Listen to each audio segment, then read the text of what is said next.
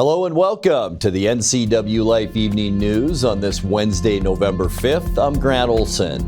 Here's some of the stories we have coming up for you tonight. The Grant County Jail in Ephrata has become the site of another inmate death, the second one in less than a year. Federal prosecutors allege that an OMAC man downloaded child sexual abuse material to his smartphone on multiple occasions. One more day of wet weather tomorrow before we see a drier and warmer weather trend into the weekend. Your full local weather forecast is coming up.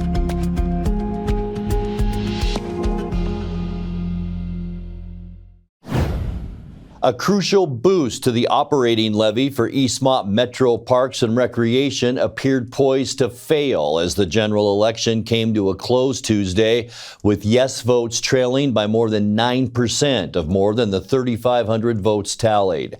The levy lid lift would boost the park's taxation rate for property owners from 15 cents to 22 cents per $1,000 of assessed value. Supporters say if voters reject the measure, consequences could include closure of the Eastmont Aquatic Center, deactivation of the just completed splash pad in Eastmont Community Park, and program cuts across the board. About 2,500 votes remain to be counted in Douglas County. In local campaigns, Eastmont School Board member Jason Hines looked likely to keep his seat for a second term, with challenger Kristen Larson receiving 1,489 votes to Hines' 1,791 in the first round. Likewise, incumbent Commissioner Jim Huffman with the Chelan-Douglas Regional Port Authority received 2,277 votes in his district, or 56.2%, to challenger Mike Mackey's 1,771. In an open East Wenatchee City Council seat, newcomer Paul Harrison pulled down 777 votes, or 67.8%, compared with 369 votes for fellow candidate Nikki Darling. The Wenatchee School Board saw one contested race, but that one became lopsided after candidate David Elwood threw his support to Caroline Sidarius and announced he would not campaign. Elwood's name remained on the ballot, but Sidarius drew 3,864 votes, or more than 62% of the total, ensuring that she'll join the school board in 2026. The Grant County Jail in Ephrata has become the site of another inmate death, the second one in less than a year. The sheriff's office says a 54-year-old man was found dead about 7 a.m. Tuesday in a holding cell reserved for people in crisis, where he was the only occupant. He'd been arrested on Friday afternoon by Moses Lake Police on suspicion of theft and trafficking stolen property. Grant County Coroner Craig Morrison must work to determine the cause of death with the help of the Central Basin Investigative Team, which probes deaths that occur in the course of law enforcement activity. No officers from the Sheriff's Department of Moses Lake Police Department are involved in the investigation. In December 2024, 31-year-old Richard Lambert of Moses Lake was found deceased in jail custody. It was later determined Lambert died of sepsis from internal injuries sustained in a bike crash 2 days before his arrest. A rural highway collision on Tuesday involved a Moses Lake school bus carrying children, but fortunately did not result in any injuries. The Washington State Patrol says the 30-year-old bus operator came to a stop sign about 4:25 p.m. at the junction of Highway 17 and Road 3 Southeast, 5 miles south of Moses Lake. When the bus rolled onto the highway traveling east, it struck a Honda Ridgeline pickup driven by a Kennewick man, which was heading south. 3 children, ages 9 to 14, were on board the bus at the time.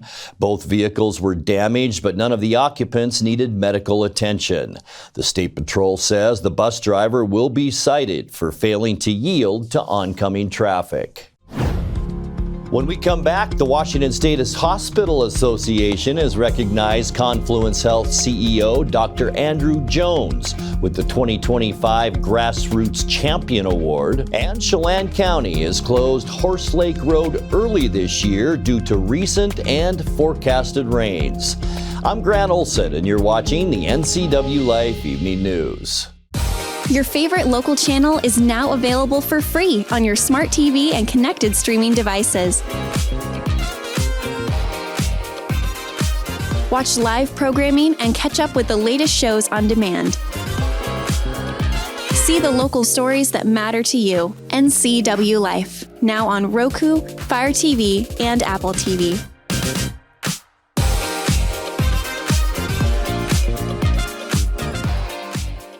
Birthdays, office gatherings, and team parties taste better at Abby's. From our legendary lunch and Thirsty Thursday to our monthly giant special, there's always a reason to gather. Family-owned Abby's, your legendary pizza tradition. You asked, and it's back at Abby's. 2 legends, 1 pizza.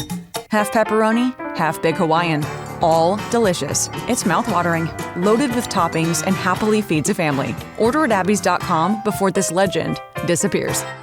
There's no place like home, because home is where we're totally comfortable. It's where we can be ourselves and let our guards down.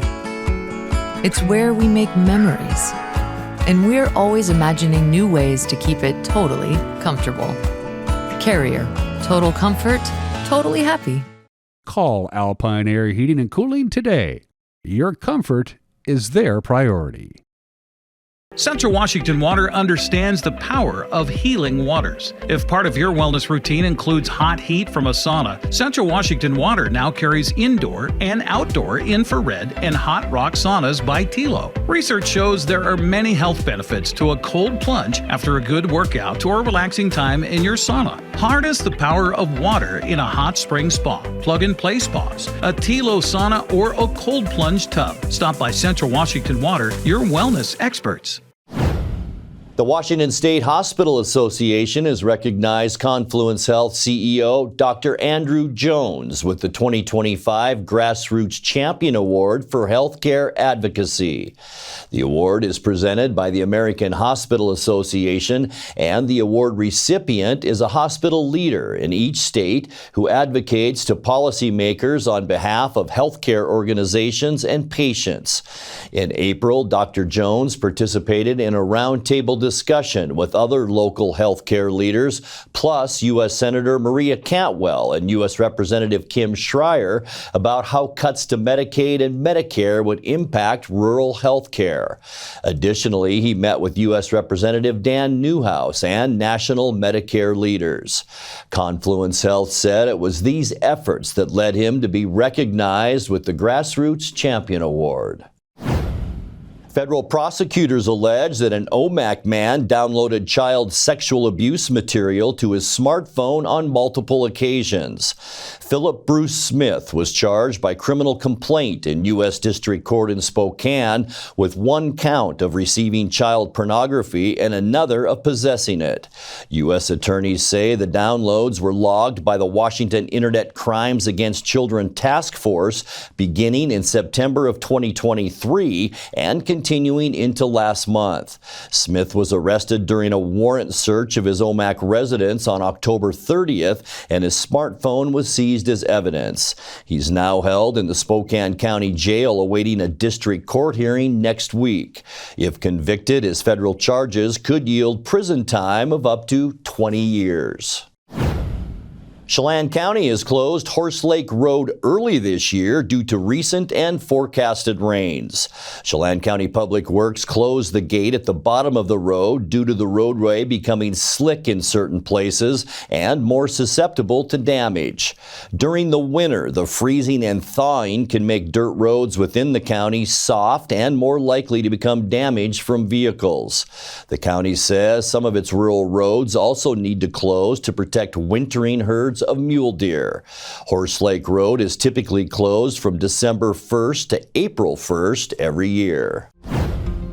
Coming up next in tonight's feature story, we will visit with Chelan County Fire Investigator and Inspector Kyle Osborne. More rain is expected here in the valley tomorrow with mountain snow above 4,000 feet. I'll have all your local weather details coming up, followed by Eric Granstrom with a look at all the day's sports action as the NCWLIFE Evening News continues after these messages. Raising a family may have seemed overwhelming to your parents, but they weren't. Coach, teacher, life guide, caregiver. Family takes care of family. And as the circle of life continues, you now are their caregiver.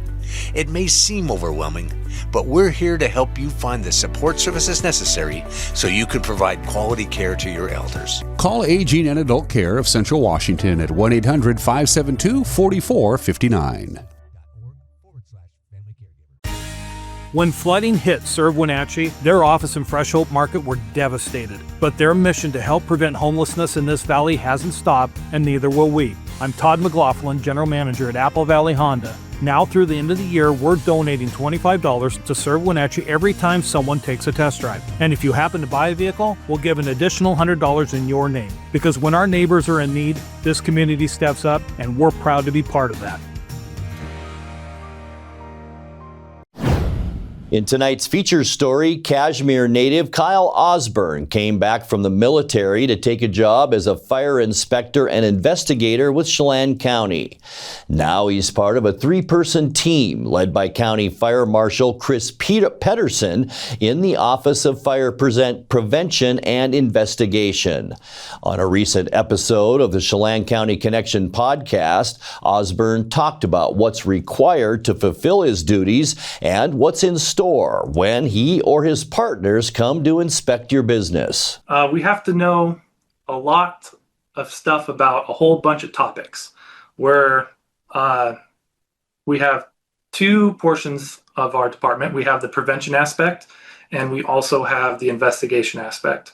Mm-hmm. So we're not your local fire department that is going to come running. We show up later, and we show up before.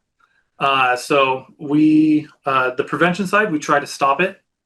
We try to prevent, fires before they occur. And then, when they do occur, unfortunately, we come in and we do what's called an origin and cause investigation. We come in when the local fire department, it's not immediate clear of the cause of the fire. We'll come in and we'll conduct a very thorough investigation. And while we don't meet every resident in Chelan County, we're out and about every day. We'll be driving around. This truck behind me, this is the one I drive every day. You see me out on the highway to and from inspections. And then we do a lot of inspections with short-term rental owners. We do new construction inspections, sprinkler systems, whether it be residential or commercial. If it resides within unincorporated Chelan County, we'll be out there. Myself and Dylan will be out in the community, going to these commercial businesses, and we don't want to surprise anybody, and that's why we're trying to get the message out now. But they'll know it's us. You can see the truck behind me. If you see that, it's probably me that's at your door. But we will show up in a marked vehicle. We will be wearing our uniform. It'll have our name, and I don't mind if people ask to see my identification either. We carry ID cards, and if that'll put you at ease, go ahead and ask for it. You're not going to hurt my feelings. All commercial businesses that conduct anything with the public, or if they have employees present. The International Fire Code protects everyone. Restaurants, businesses, dentist's office. If it's in unincorporated Chelan County, we're gonna try and do a walkthrough. We have so many historic case studies of these devastating fires that are completely preventable with the, code compliant exiting. So if you have proper egress in place, and that's a major issue. That's the one I'm going to be looking for the most. But we have, the International Fire Code book. It's 2 to 3 inches thick. The most common ones, I'll be looking for extension cords. What we call you can have an extension cord up to 90 days as temporary wiring, but you can't plug it into another extension cord. We call that daisy chain. And it's just, you're just adding multiple points of failure on that extension cord. And unfortunately, I've gone to a lot of fires caused by extension cords. So I know we have a saying, to be a good fire investigator, you gotta have a fire prevention background. because when you know those codes, you also know there's a correlation between codes and fire costs. This job has all the variety in the world. You discover so many different fire code violations. You can go down the rabbit hole of the code path to figure out, hey, I saw something today and I'm not sure if that's okay. I'm going to go find that answer. I'm going to go figure it out. And that could be my morning. And then later that night, I'll get called to a fire scene. And I'm digging through a house that burned down, and it's, just me and a shovel and, setting up the lights and trying to put that puzzle back together. And so I can figure out what happened. We're here to serve, and we want to see all businesses be successful, and we want the residents and guests of Chelan County to be safe.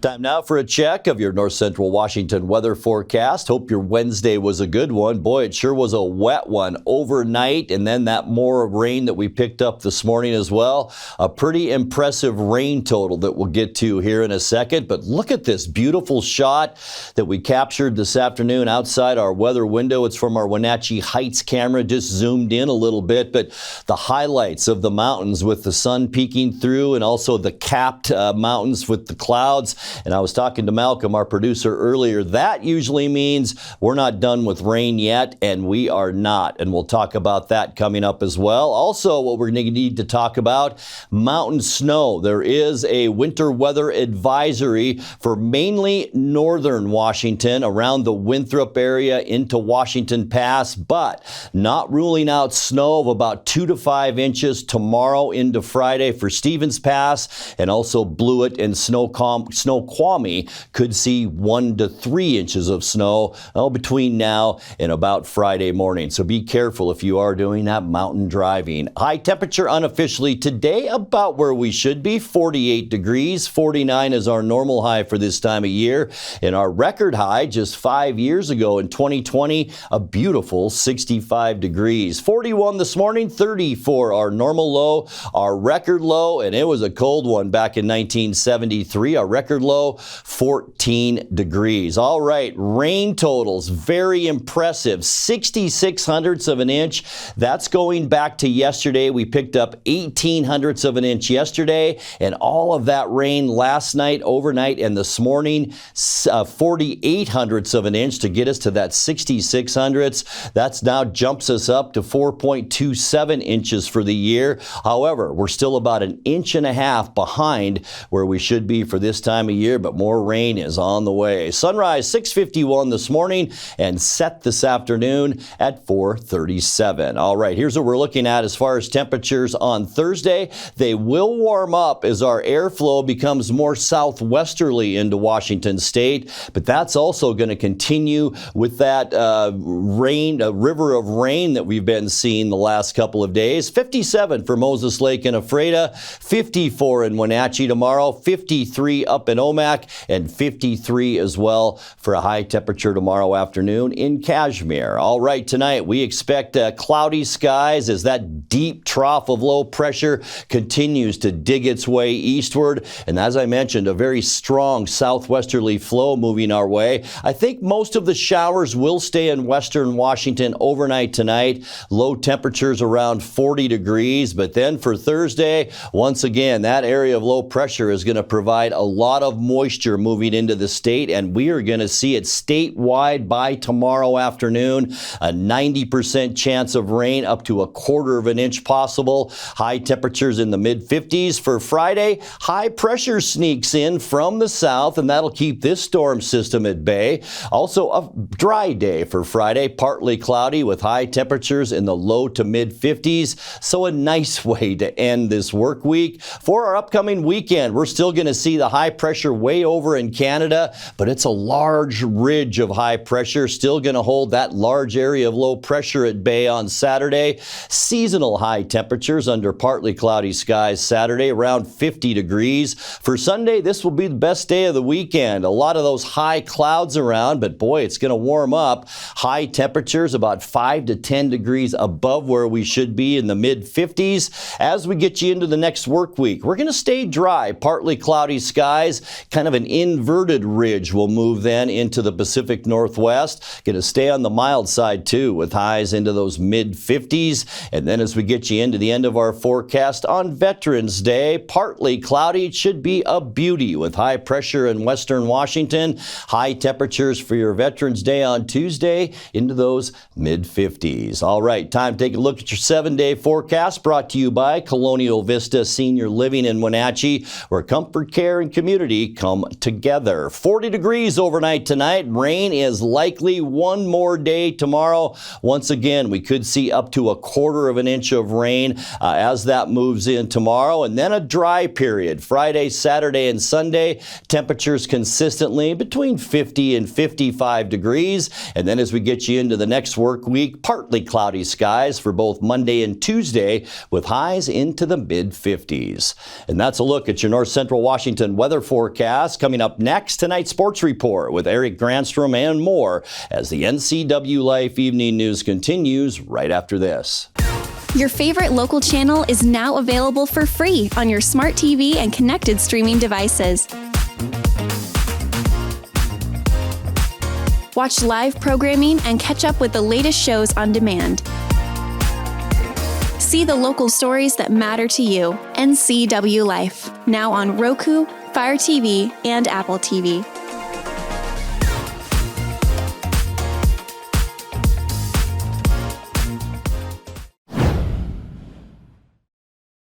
And a good Wednesday to you. The Seattle Kraken are back home on home ice tonight in NHL play. San Jose Sharks are in town to face the Kraken at Climate Pledge Arena. Seattle comes into tonight's game in third place in the Pacific Division of the Western Conference with a 6-2-4 record. Kraken are a point behind the Anaheim Ducks and Vegas Golden Knights. The puck drops at 7 o'clock at King. That's both on King 5 and Kong TV. Well, the Seahawks have suddenly become the media darlings of the NFL after a 6-2 start and making an addition before yesterday's trade deadline. Seattle added wide receiver Rashid Shaheed yesterday in a trade with the New Orleans Saints. NFL analysts say Shaheed is a speed burner who can add to Seattle's potent offense right away, adding another deep threat for Sam Darnold besides Jackson Smith and Jigba. Some are going so far as to suggest Seattle might be the NFC favorite to reach the Super Bowl. What?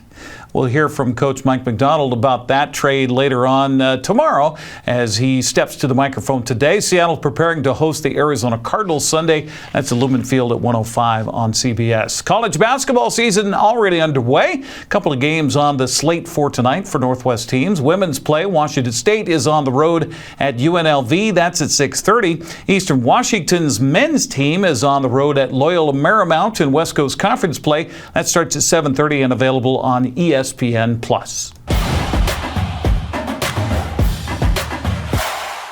The Wenatchee Wild have a couple of home games this weekend of Western Hockey League action. Wenatchee hosts the Portland Winterhawks on Friday at 7 and Prince George Cougars Saturday at 6. Wild broadcaster Austin Drade says Wenatchee's coaching staff still working on improving their play more than worrying about what the opponents are doing.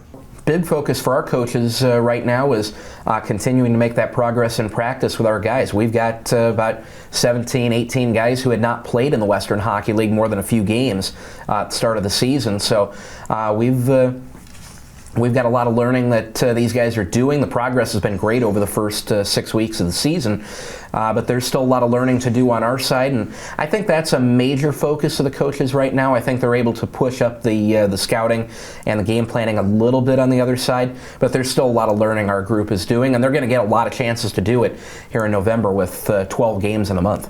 Drade says both games this weekend provide the Wild and their fans a chance to show their appreciation to all branches of the military. Yeah, so the big one for Friday night is going to be the special jerseys. We'll auction those off after the game on Saturday, but we always wear those for the full weekend. So kind of a black pattern with blue numbers, a little bit of maybe a digital camouflage look. I'm not going to give a whole lot away, but it's going to be a neat look. It's going to be a very distinct look this week, and Friday's going to be your first opportunity to see the guys out there before we start putting bids in to get those jerseys out the door on Saturday. We get close to, if not completely, fill the building on Saturday night. Friday night's usually a fairly good crowd as well, but Saturday we're hoping to have the place packed again for not only the military appreciation jersey auction, but we'll also do the hat giveaway for the first 1,000 fans. CMI Orchards is taking care of our promotion that night, so we've got a lot of tickets out the door. A lot of them are going to veterans in the Wenatchee Valley that want to come out and see a game, maybe spend an evening out with their families. And yeah, kudos to David for getting 1,000 tickets sold. We were really close to getting them off the balcony after 3 days, but I know there are some folks that like to see him dangle just a little bit, and we got him off the balcony in 3.5. But a major thing that I want to mention, not only for the 1,000 tickets that he sold, but the tickets are still available. You can get them on the website under the tickets tab at WenatcheeWildHockey.com. So each of the Thomas A. Biddle Foundation and the Wenatchee Valley Veterans Hall got $2,000 from the tickets that David sold. We want to push that up even a little more and give them a little extra money. So if you buy the tickets online through that link, it's still active. That's where that extra money will go. Go WenatcheeWildHockey.com for tickets and more information. Cascade and Wahluke girls soccer teams extended their seasons with wins last night. The Kodiaks blasted Zilla 7-0 in the District 5-6 1A tournament. Wahluke and Royal were scoreless through regulation, scoreless through overtime, so they went to a penalty kick shootout. Warriors came out on top 4-3 in that to win the game 1-0. Moses Lake and Eisenhower played themselves into the District 5 4A tournament with wins last night. Mavericks shut out West Valley 3-0 to advance, while the Cadets topped Sunnyside 2-0. Well, the District 5 1B 2B tournament moves to the Apple Bowl in Wenatchee tonight. Okanagan plays Cle Elum at 6 o'clock. Highland and Brewster will follow at 8. Looking ahead, Wenatchee hosts Eastmont for the District 5 4A championship. That'll be tomorrow night in the Apple Bowl at 6. Moses Lake travels to Eisenhower in a loser-out game at 6. Loser of the Eastmont-Wenatchee game will face the winner of Moses Lake and Eisenhower in the last chance to get to state Saturday afternoon at 1 o'clock at the higher seed. Royal is the location for the final day of the District 5 1A tournament. Cascade faces Riverside at 1 o'clock, with the winner advancing to state. Wahluke and Lakeside 9 Mile Falls follow at 3. Cashmere faces Natchez Valley at 5 o'clock in the district championship. This is all on Saturday, by the way. Both those teams will advance to the state tournament. Checking the 1B and 4A volleyball scoreboard from last night. Soap Lake advanced to the championship of the District 5 1B tournament with a 3-2 win over Entiat. Waterville Mansfield overcame an 0-2 deficit to beat Pateros in the other semifinal 3-2. Final scores were 16-25, 17-25, 25-18, 25-11, and 15-9. How about that? Eastmont and Moses Lake had their seasons come to an end last night in volleyball. Wildcats fell on the road to West Valley 25-18, 23-25, and 25-22. The Mavericks were swept at home by Ike 25-21, 19-23. Rams and Cadets advanced to the district tournament Saturday. That'll be at Wenatchee High School. Chelan's Community Gym is the site for the District 5 1B tournament tonight. Entiat plays Pateros right now, with the winner advancing to state. Waterville Mansfield plays Soap Lake at 7 o'clock in the district championship. Zilla is the site for the next phase of the District 5-6 1A tournament tonight. College Place faces Omak in a loser-out match, while Royal and Zilla play in the other loser-out contest. Winners of the first two games will face at 7 o'clock tonight in a seeding match to determine who will face the Northeast A number 1 and number 2 in the crossover on Saturday. I know it's a little confusing. Well, we talked all about prep football playoffs scheduled yesterday. Let's take a look at the North Central Washington 2B and 1B teams as they wrap up their seasons this week. Oroville plays at Soap Lake tomorrow night at 6. Bridgeport hosts Entiat at 7. Waterville Mansfield will host Moses Lake Christian tomorrow night at 7 o'clock. Mansfield will play on Friday at 6 at home against Medical Lake. Oroville then will face Moses Lake Christian in a 1B playoff game Saturday. That'll be at Lions Field at 6 o'clock. That's a look at sports news. I'm Eric Granstrom. Have a happy Wednesday. And that will do it for this Wednesday edition of the NCWLIFE Evening News. Remember, if you see news happening, let us know. Email your news tips to news@ncwlife.com or just give us a call at 888-6295. Our channel is also now available on Roku, Fire TV, and Apple TV. I'm Grant Olson. Thanks so much for being with us, and have a great night.